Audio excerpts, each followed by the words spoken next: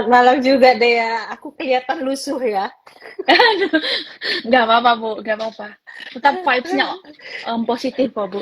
Oh, siap. Apa kabar? Beginilah secara pesawatku tadi sudah di-delay. Terus kemudian begitu Aduh, naik pesawat, udah gitu semuanya harus keluar lagi dari pesawat ya karena ampun. kehilangan satu penumpang. Ya ampun. Seru, seru, seru. Wow, seru, seru, seru Ada ya. yang udah mau ganti Tapi sehat-sehat pesawat kan, Bu? lagi gara-gara Sehat-sehat itu. nih. Ya, sehat, Aduh, puji Tuhan, sehat. aduh, syukur, syukur. Aduh, oke deh, Bu. Jadi Siap. malam ini tuh kita mau bahas tentang investasi jangka Oke. panjang.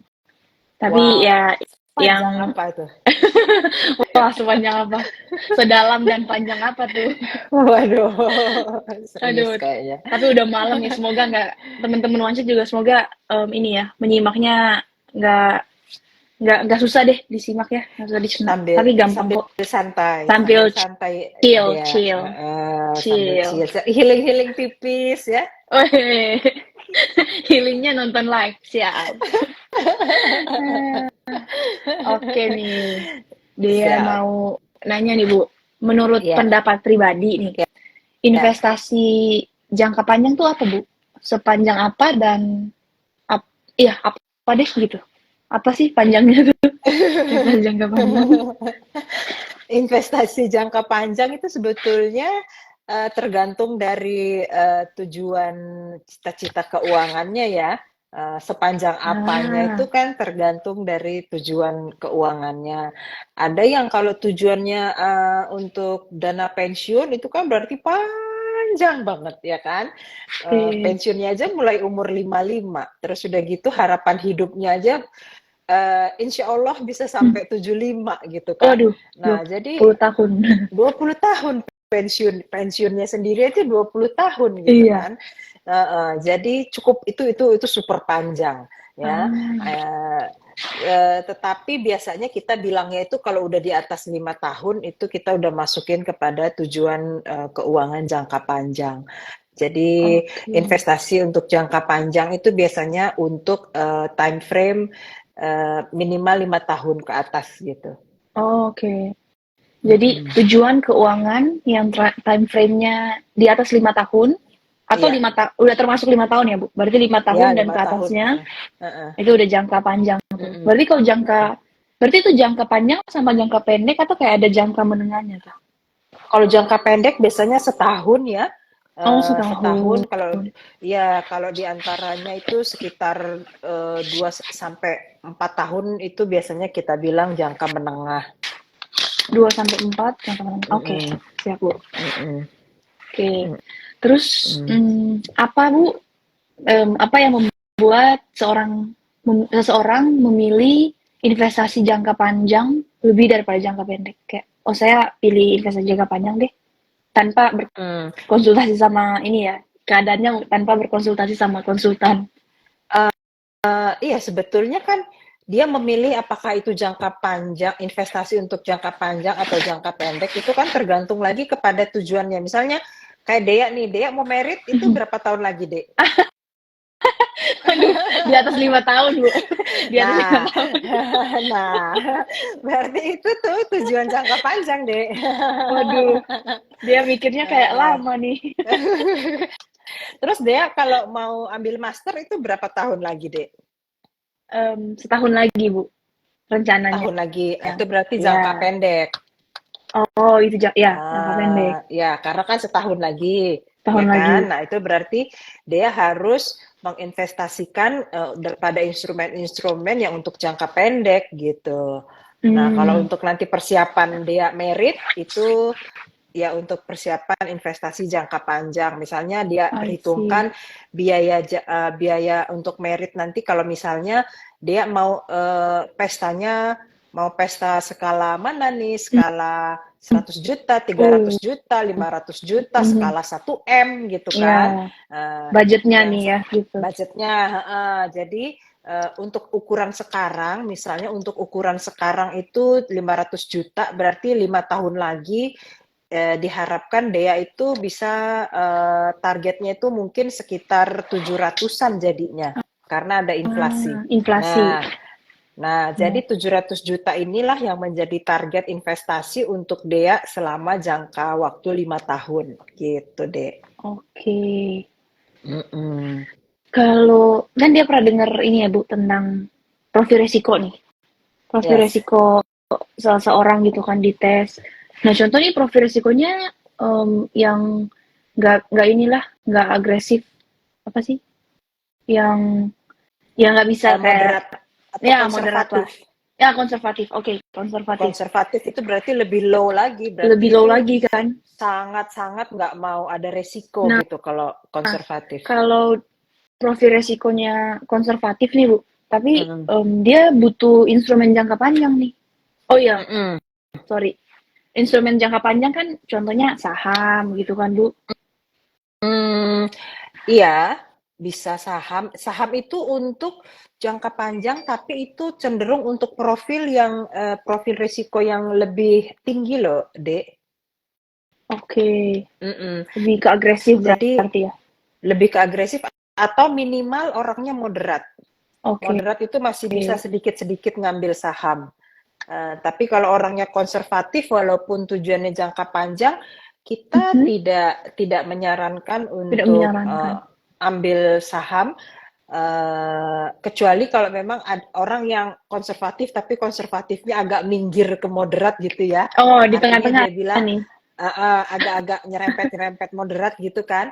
Terus dia bilang nggak apa-apa lah Bu, kita mau kok beli saham sedikit-sedikit gitu. Nah itu berarti Ah. saham yang betul-betul fundamentalnya sangat baik, karena kalau saham yang Hmm. fundamentalnya bagus itu kita cenderung menempatkan resikonya lebih rendah. Jadi kita masukkan ke dalam investasi yang resikonya lebih rendah. Itu mungkin masih bisa matching dengan tadi profil yang konservatif tapi agak ke tengah ke Agak agak moderat setengah-setengah. gitu. Ya, Oh. nah itu untuk jangka panjang masih oke lah, masih oke. Asalkan mungkin alokasinya juga dari portofolionya itu maksimal 15% ya. Kalau lebih dari itu nanti dia bisa nggak tidur cemas gitu. Nggak tenang, Mikirin. anxiety, Iya, anxiety. Kalau iya Gen Z-nya betul. mental health-nya terganggu Oh, gitu. itu bahasa Gen Z ya, mental Iya, health ya. I feel anxiety gitu. Oh, good, good, good. Ya betul, begitulah deh. Jadi supaya Gitu. jangan sampai investasi itu malah membuat biaya kesehatan jadi tinggi Oh gitu, malah nggak iya, jadi investasinya. aduh, jadi sakit gitu. Iya, anxiety itu bisa bikin sakit loh, asam lambung lah, Iya, kolesterol benar, lah, benar, darah benar, tinggi lah, benar, macem-macem benar, ya. Nah, benar. jadi jangan Setuju. sampai niatnya mau investasi, tapi malahan jadi biaya tinggi gitu. Aduh, iya, iya. Itu harus di text note tuh teman-teman, sobat One Shield. Berarti Benar. sebelum Gitu deh. melangkah ke investasi, ya harus memperhatikan juga proteksi diri ya, gitu ya Bu ya. Penting Ya, juga ya. itu. Proteksi harus ada Harus. sebelum kita investasi. Nah, benar. Itu Harus. stepnya begitu deh. Jadi stepnya itu pertama-tama kita harus sudah punya dana darurat dulu. Dana Kita punya darurat. dana darurat, setelah itu kita punya proteksi ya. Proteksi itu untuk yang basic lah. Apakah itu asuransi jiwa ataukah itu asuransi kesehatan, itu paling basic. Kalau kita belum punya dua hal ini, yaitu dana darurat dan asuransi, eh, Proteksi. kita belum bisa menyarankan untuk mulai investasi ya. Oke. Karena investasi itu mengandung resiko. Sedangkan Mhm. resiko yang sudah ada bawaan secara alami aja pun kita belum terlindungi gitu. Nanti kalau ada apa-apa malah investasi ini akan habis untuk nutupin resiko, kan sayang. Iya, benar. Nggak Mm-mm. Jadi mencapai tujuan keuangannya nggak malah. nggak jadi juga gitu, dan udah capek-capek investasi malah terpaksa di cut loss Aduh, karena butuh duit untuk berobat gitu kan, butuh duit benar-benar. untuk nutupin kondisi darurat gitu kan, sayang. Iya. Ini mohon maaf ya agak gelap karena aku belum sempat setting-setting lampu, udah jamnya. Nggak apa-apa, Bu, Ini, nggak apa-apa. ini aku pas banget baru nyampe rumah ini, nggak sempet Aduh, ngapa-ngapain, minum pun nggak sempet, mandi aduh, apalagi udah langsung hidup hidup hidup hidup, udah jam dua puluh makasih lima banyak belas. waktunya, Bu. Aduh, Sorry ya, lecek banget lagi ini, aduh ya nggak ampun. apa-apa. Dia mewakili yang nonton, dimaafkan, Bu. Terima kasih atas maafnya. Iya gitu deh. Ah, Jadi oke, dana daruratnya harus ada dulu ya supaya siap, kalau ada apa-apa itu investasi kita tidak terganggu. terganggu. Terus proteksi juga harus ada. Jadi sekali lagi supaya kalau terjadi sesuatu yang tidak diinginkan, investasi kita tidak terganggu gugat gitu. Ah, oke, noted, Bu. Mm-mm. Nah, kita balik ke judul awal nih. Investasi Sip. jangka panjang, pilihan instrumennya apa Apalagi, aja sih, Bu? nah Oh, apalagi sorry. kalau untuk jangka panjang ya, Iya, Dek, itu betul-betul asuransi harus ada dulu. Kalau asuransi untuk benar-benar harus ada jangka dulu. panjang itu betul-betul harus ada dulu untuk jangka panjang apalagi. Oke. Ya, safety net. Nggak usah jauh-jauh lah kalau memang nggak perlu asuransi kesehatan yang sangat-sangat komprehensif, cukup BPJS saja dulu is okay, nggak apa-apa. Yang Hmm, penting ada yang hmm, memproteksi kalau terjadi apa-apa gitu. Jadi tujuan keuangan jangka panjangnya ada yang melindungi. Oke, apa tadi I see. pertanyaannya Dea? Eh, Sorry. sorry. Investasi jangka panjang tuh pilihan instrumennya apa aja, Bu? Nah, itu kan disesuaikan lagi dengan tadi profil risiko ya. Kita udah punya tujuan jangka panjang, terus instrumen investasi jangka panjang itu ada beberapa ya. Misalnya ada emas. Emas itu juga untuk jangka Emas. panjang dan itu untuk mereka-mereka yang profil risikonya cenderung rendah ya. Oke. Moderat ke bawah itu boleh ambil emas. Terus kemudian kalau mau instrumen obligasi itu juga bagus untuk Mhm. mereka-mereka yang moderat cenderung ke bawah, tetapi juga untuk mereka-mereka yang punya profil risiko lebih tinggi, itu juga mereka boleh ambil untuk sebagian obligasi juga boleh. Tapi obligasi yang lebih berisiko, yang lebih tinggi returnnya itu seperti obligasi perusahaan private ya, perusahaan swasta gitu. Oh, obligasi It, perusahaan swasta. ya, ya itu returnnya lebih tinggi, tetapi tentu saja risikonya juga lebih tinggi. Nah itu Oh, bagus juga untuk jangka panjang karena biasanya obligasi itu terbitnya untuk masa lebih dari 5 tahun hmm, biasanya gitu. hmm. Mm-mm. Jadi tadi udah ya ada emas, Ada ada emas, obligasi, obligasi, ada saham juga. Nah tapi saham juga. saham ini saya sarannya untuk mereka yang lebih moderat ke high risk gitu ya. Modern profil Karena eh, resikonya.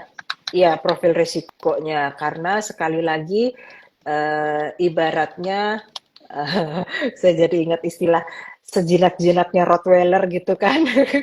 Karena bisa gigit juga. Benar. Anjingku kan Rottweiler ya. Aku rasa sih dia baik banget gitu, manis banget, cute banget gitu ya. Terus tetapi kata trainernya, ibu jangan salah loh bu, semanis-manisnya Rottweiler Tetap dia tetap bisa Rottweiler. gigit. dia tetap dia tetap punya gigi, bisa gigit ya. Iya. Nah, jadi saham juga gitu, semanis-manisnya saham gitu ya, sejinak-jinaknya saham gitu ya. Kita nggak boleh lepas tangan, terus nggak mengawasi sama sekali gitu Percaya ya. banget nih Jadi gitu. iya Nggak boleh. jangan. Jadi walaupun nggak boleh. Jadi walaupun misalnya itu saham perusahaan BUMN misalnya, kita Mhm. jangan beranggapan BUMN terus udah gitu negara akan melindungi itu saham-saham perusahaan BUMN. Enggak juga.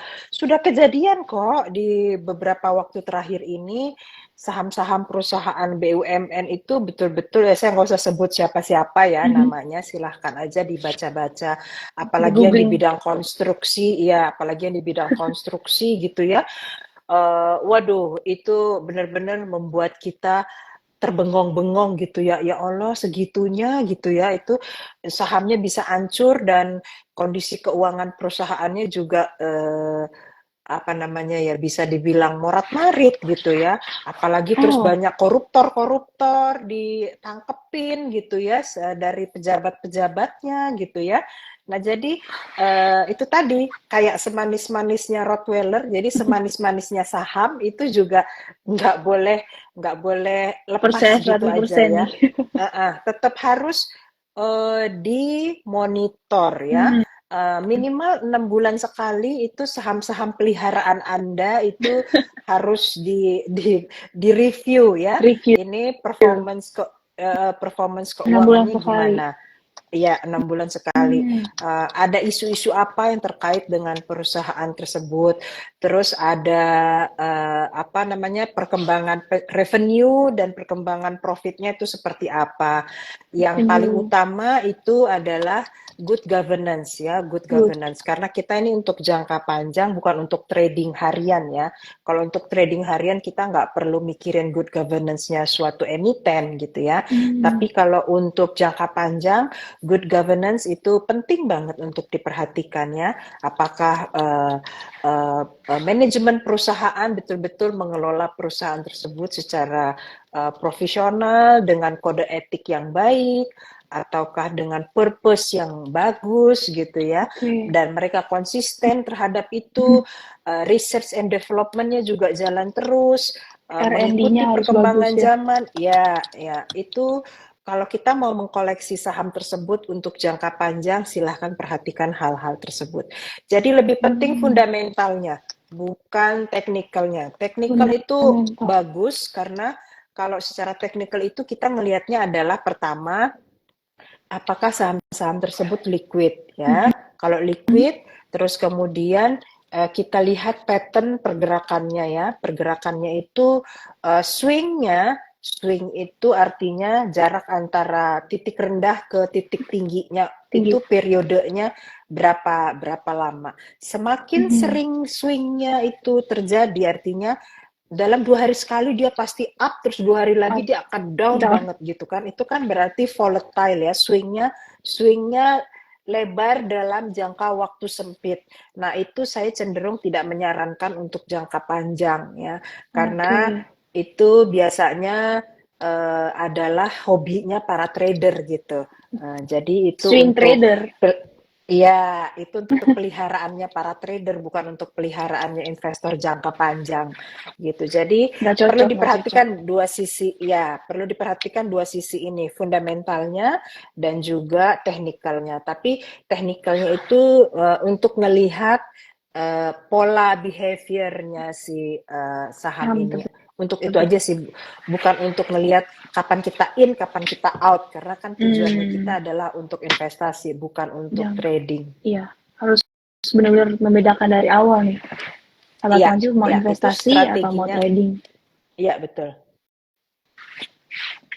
Jadi teman-teman tadi udah disinggung nih tentang review portofolio setiap Mm-mm, 6 bulan sekali. Nah, reviewnya mm-mm, juga ada berapa poin. Revenue, profit, baru R&D-nya, manajemen perusahaannya, dan mm-mm. yang lain lah gitu. Terus Iya. itu semua teman-teman bisa lihat dari laporan keuangan kan ya Bu? Bisa dilihat Biasanya sama kalau berita-beritanya untuk juga. ya, kalau untuk angka-angka gitu sih biasanya ada di laporan keuangan. Mhm, Tapi kalau untuk berita-berita itu mhm, ya biasanya ada di berita emiten, ya, ada beritanya. di berita emiten, emiten news namanya. Nah, itu Bukan biasanya news. di portal-portalnya sekuritas ataupun portalnya DataFeed itu juga ada kok. Jadi saran saya itu karena kita harus memantau dan kalau kita tidak punya banyak waktu, maka sebaiknya kita juga tidak terlalu punya banyak piaraan saham gitu ya. Ya, jadi cukup Nggak banyak cukup nih. peliharaannya. Jangan banyak-banyak jenisnya. Iya, Kalau volumenya mau ditingkatkan setiap bulan gitu kan dengan sistem dollar cicil. averaging gitu, Mhm, artinya dicicil setiap bulan itu is oke. Tetapi jenis sahamnya itu sendiri juga kalau kita nggak punya banyak waktu untuk monitor, itu monitor. jangan terlalu banyak jenis peliharaannya gitu ya. Maksimal 6 lah ya.